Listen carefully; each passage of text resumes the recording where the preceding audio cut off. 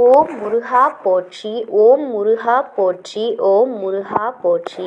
மேசராசி அன்பு சொந்தங்கள் அனைவருக்கும் வணக்கங்க. இப்போது மேசராசிக்காரங்க எல்லாருமே நினைப்பீங்க, என்னம்மா எழுந்த உடனே முருகப்பெருமானை கூப்பிடுறேன், அதாவது முருகப்பெருமானினோட அனுக்கிரகத்தினால வாழ்க்கையை வாழக்கூடிய உங்களுக்கு நான் பதிவை சொல்கிறப்போ உங்களுக்கான பலன்களை நான் சொல்லும்போது முருகப்பெருமானை வழிபாடு செய்யாமல் இந்த பதிவை நான் தொடங்கி முடிக்க முடியுமா? இதோட நம்ம சொல்லக்கூடிய பலன்கள் உங்களுக்கு நல்லவைகள் எல்லாமே பழிக்கட்டும், தீயவைகள் எல்லாமே உங்களை விட்டு விலகட்டும். சரிங்களா? இப்போ உங்களுக்கு அதாவது 30 ஆண்டுகளுக்கு பின் உருவாகும் நவபஞ்ச ராஜயோகத்தினால மேச ராசிக்கு கண்டிப்பாக யோகம் தானா? அந்த யோகம் அப்படிங்கிறது மேஷத்திற்கு எப்படிப்பட்ட பலன்களை கொடுக்கும்? வாழ்க்கை காப்பாற்றுமா, தொழிலை காப்பாற்றுமா, பண விஷயத்தில் காப்பாற்றுமா, இல்லை உறவுகள் விஷயத்தில் காப்பாற்றுமா, பதவிகள் விஷயத்தில் காப்பாற்றுமா? இப்படி சகல விதங்கள்லையுமே உங்களுக்கு என்னென்ன மாதிரியான நன்மைகள் நடக்கும், எந்தெந்த மாதிரியான விஷயங்களை நம்ம கவனமாக இருக்கணும், இதோட நீங்கள் எந்த தெய்வத்தை வழிபாடு செய்யணும், ஒருவேளை நீங்கள் ஏதாவது ஆலயங்களுக்கு போயிட்டு பரிகாரம் செய்யணுமா, எல்லாத்தையுமே தெளிவாக பார்க்கலாங்க. பொதுவாகவே ஜோதிடத்தில் நாங்கள் எல்லா கிரகங்களினுடைய நகர்வையுமே கண்காணிச்சுக்கிட்டே இருப்போம். ஏன்னா கிரகங்களை பொறுத்த வரைக்கும் நகர்ந்துக்கிட்டே இருக்கிறதுனால நம்மளுடைய சூழ்நிலைகளும் மாறிக்கிட்டே இருக்குது. இப்போ ஒருத்தன் கஷ்டப்படுறான்னு வச்சுக்கோங்களேன், அவன் இன்னும் பல வருஷம் கழிச்சும் கஷ்டமே படுவான் அப்படின்னு கிடையாது. கண்டிப்பாக சூழ்நிலை மாறும். இப்போது அப்பா கஷ்டப்படுறான்னு வச்சுக்கோங்களேன், பிள்ளைகள் ஒரு 10 வருஷத்தில் நல்ல விதத்தில் வளர்ந்து வந்து அவங்களால இவங்களுக்கு நல்லது நடக்கும். இல்லை இவங்களை கூட வந்து பார்த்திங்கன்னா ஏதாவது ஒரு வகையில் ஒரு தொழிலில் பிடிச்சோ ஏதாவது ஒரு வகையில் நல்ல பதவிக்கு போய் உட்காந்தோ அவனுக்கு ஒரு நல்ல காலம் பிறக்கும். அதே மாதிரி ஒருத்தன் நல்லா இருக்கான்ப்பா, ஏகபோக வாழ்க்கையை வாழ்கிறான்ப்பா, ராஜா மாதிரி இருக்கான் அப்படின்னா 10 வருஷம் கழிச்சும் அவன் வந்து ராஜா மாதிரி இருப்பான்னா அதுவும் நம்ம சொல்ல முடியாது. ஏன்னா இப்போ சாதகமாக இருக்கக்கூடிய பலன் 10 வருஷம், அதாவது இப்போ சாதகமாக இருக்கக்கூடிய கிரகம் 10 வருஷம் கழித்து பாதகத்துக்கு போயிடலாம். புரியுதுங்களா? நண்பர்கள் போல தாங்க எல்லா நண்பர்களும் கடைசி வரைக்கும் பார்த்தீங்கன்னா உற்ற நண்பர்களாக இருக்கிறது இல்லை. யாராவது ஒரு சிலர் தான் சொல்ல முடியும். மற்ற நண்பர்கள் பகையாளிகளாக கூட மாறலாம், இல்லை பார்த்தும் பார்க்காமையும் கூட ஒதுங்கி போகலாம். அப்படி தாங்க எல்லா கிரகங்களுமே எப்போவுமே நமக்கு சப்போர்ட்டாக இருக்காது. அதே போல் எல்லா நேரமும் நமக்கு பாதிப்பு கொடுத்துட்டு இருக்காது. இதனால நிலைமை மாறுங்க. அந்த வகையில் 30 ஆண்டுகள் கழித்து ஒரே ராசி கட்டத்தில் சூரியன் மற்றும் சனி பகவானினால் இந்த நவபஞ்ச ராஜயோகம் அப்படிங்கிறது இருக்குங்க. இந்த மாதத்தில் உருவாகி உங்களுக்கு அதாவது நம்மளுடைய மேச ராசிக்கு எப்படிப்பட்ட பலன், அந்த யோகத்தினால ஒரு விஷயம் இருக்குது. ராஜயோகம் அப்படின்னாவே சாதகம்தான், அதிர்ஷ்டம்தான். ஓகேங்களா? இப்போ நவபஞ்சம யோகம் ஃபஸ்ட்டு என்னன்னு நம்ம புரிஞ்சுக்குவோம். நவம் அப்படின்னா என்னங்க? 9 பாவம். பஞ்சம் அப்படின்னா 5ஆம் பாவம். ஸோ 9ஆம் பாவம் மற்றும் 5ஆம் பாவம் தொடர்பான கிரகங்களினுடைய சக்தி தாங்க இந்த நவபஞ்ச யோகம். ஸோ இதனால் உங்கள் வாழ்க்கையில் என்ன நடக்கும் அப்படின்னா அதிர்ஷ்டம் கிடைக்கும், பெயர், பதவி, புகழ், நிதி வளம், அதாவது பொருளாதார ரீதியாக உங்களுடைய தேவைக்கு ஏற்ற பணம் வளருங்க. ஆன்மீக ரீதியாக உயர்வு அடைவீங்க. இப்போ சூரியன் மற்றும் சனி பகவானினுடைய இணைவு அப்படிங்கிறது முக்கியத்துவத்தை ஃபஸ்ட்டு சொல்லிடுறேங்க. சூரியன் அப்படின்னா யாருங்க? சூரிய பகவானினுடைய அனுக்கிரகம் யாருங்க? ஒருத்தவங்களுக்கு நல்லா வலுவாக இருக்கும். அவனுடைய வாழ்க்கை அப்படிங்கிறது எல்லாருக்குமே தலைமை பொறுப்பு வைக்கக்கூடிய நிலையில் இருக்கும். ஆட்சி, சக்தி, தலைமை, புகழ், அரசு தொடர்பான பலன்களை கொடுக்கக்கூடியவர். சனி பகவானை பொறுத்த வரைக்கும் கர்ம பலன்கள், கடின உழைப்பின் மூலமாக முன்னேற்றத்தை கொடுப்பாருங்க. நீதி, நிலைத்தன்மை, லேட்டாக கொடுத்தாலுமே நிலையானதை கொடுப்பாரு சனி பகவான். ஸோ சனி மற்றும் சூரிய பகவான் ஒரே ராசியில் சந்திக்கிறப்ப சில சோதனைகளும் வரும். அதே சமயத்தில் வாழ்க்கையை உயர்த்தக்கூடிய வாய்ப்புகளும் வரும். இப்போ இந்த 2025 கன்னி ராசியில தான் அப்படி ஒரு நிகழ்வு ஏற்பட போகுதுங்க.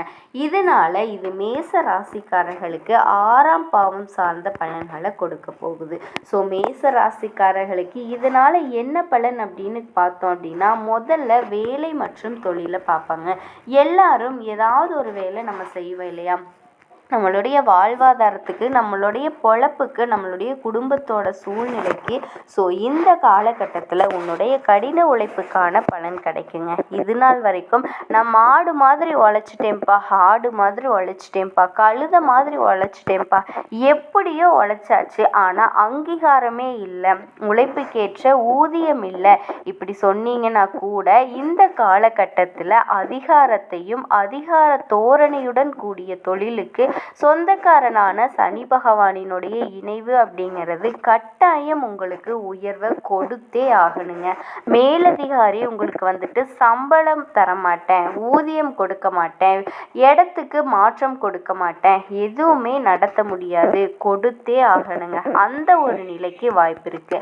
அதே மாதிரி அரசாங்க துறையில் இருந்தாலும் சரி, தனியார் துறையில் இருந்தாலும் சரி, உயர்ந்த பதவியோ சம்பள உயர்வு கிடைக்குங்க. அதே மாதிரி வேலைப்பளு அதிகமாக இருக்கும், அதை நான் மறுக்க மாட்டேன். ஆனால் அந்த உழைப்பின் மூலம் பெயர், புகழ், மதிப்பு அதிகமாகும். அடுத்ததா பண விஷயத்துக்கு வருவோம். நிதி வளமோ கடன் சுமைகளோ இருந்தாலுமே அதை அடைக்கக்கூடிய வாய்ப்புகளை கொடுப்பாங்க. இந்த 2 பேரும் வருமானம் நிலையாகுங்க.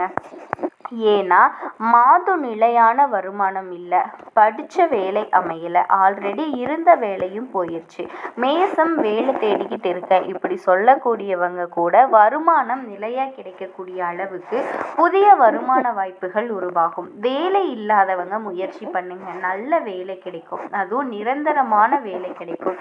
இதோட முதலீட்டில் தொழில் பண்ணுறீங்க அப்படின்னா, சிந்திச்சு செயல்பட்டீங்க அப்படின்னா நீண்ட கால நன்மைகள், அதாவது ஒரு விஷயத்தை முதலீடு பண்ணி நம்ம பணத்தை சம்பாதிக்கக்கூடிய நிலையில இருந்தீங்க அப்படின்னா அது சிந்திச்சு பண்ணா ஓகேவா, இல்லை சம்மந்தப்பட்ட ஆட்கள் கிட்ட ஆலோசனை கேட்டு முதலீடு பண்ணீங்க அப்படின்னா நீண்ட காலத்திற்கு வருமானம் வரும் அப்படிங்கிறத சொல்றேங்க.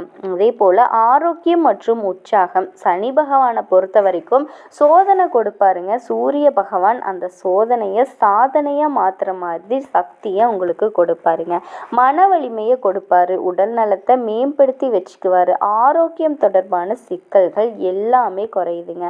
இருந்தாலும் உடற்பயிற்சி பண்ணுங்க, தியானம் பண்ணுங்க, இதனால இன்னும் அதீத நல்ல பலன்கள் கிடைக்கும்.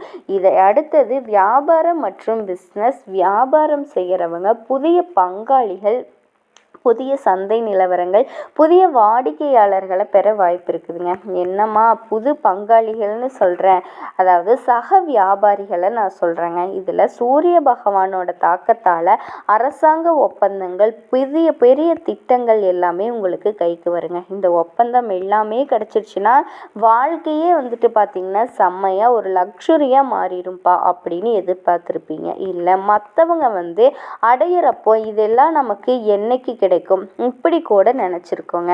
அப்படிப்பட்ட பெரிய அரசாங்க ஒப்பந்தம் உங்களுக்கு கிடைக்கிறதுக்கு வாய்ப்பு இருக்குதுங்க.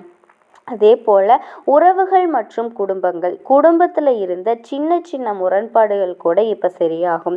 மூத்தவங்களினுடைய தந்தை வழி ஆதரவு கிடைக்கும். தம்பதிகளினுடைய வாழ்க்கையை பொறுத்த வரைக்கும் புரிதல் அதிகமாகும், அந்யோன்யம் பெருகும். அதே போல் ஆன்மீகம் மற்றும் தெய்வீக வளர்ச்சி, சனி மற்றும் சுக்கிரனுடைய சேர்க்கை அப்படிங்கிறது இந்த நேரத்தில் உங்களுக்கு ஆன்மீக மனப்போக்கை அதிகப்படுத்துகிறாங்க.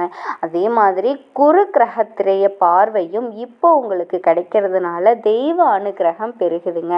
இதோட பித்ரு தர்ப்பணம், பித்ருக்களுக்கு பூஜை செய்யறது, இதெல்லாமே உங்களுக்கு வம்ச விருத்தியை அதிகப்படுத்தும்.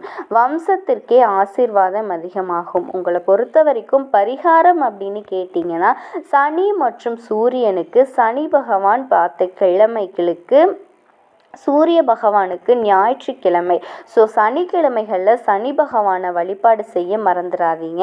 ஞாயிற்றுக்கிழமைகளில் சூரிய பகவானை வழிபாடு செய்ய மறந்துடாதீங்க.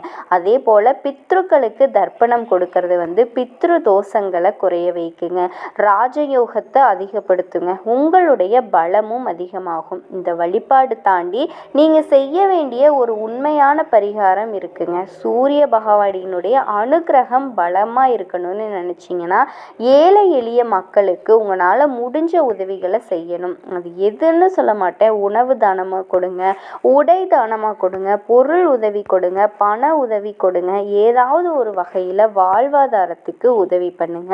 சனி பகவானினுடைய அனுக்கிரகம் வளமாக வேணும், அவருடைய கருணை பார்வை எனக்கு வேணும், அவரால் என்னோட வாழ்க்கை சிறப்பாக இருக்கணும்னு நினச்சா முதியவர்களுக்கு உதவி பண்ணுங்க.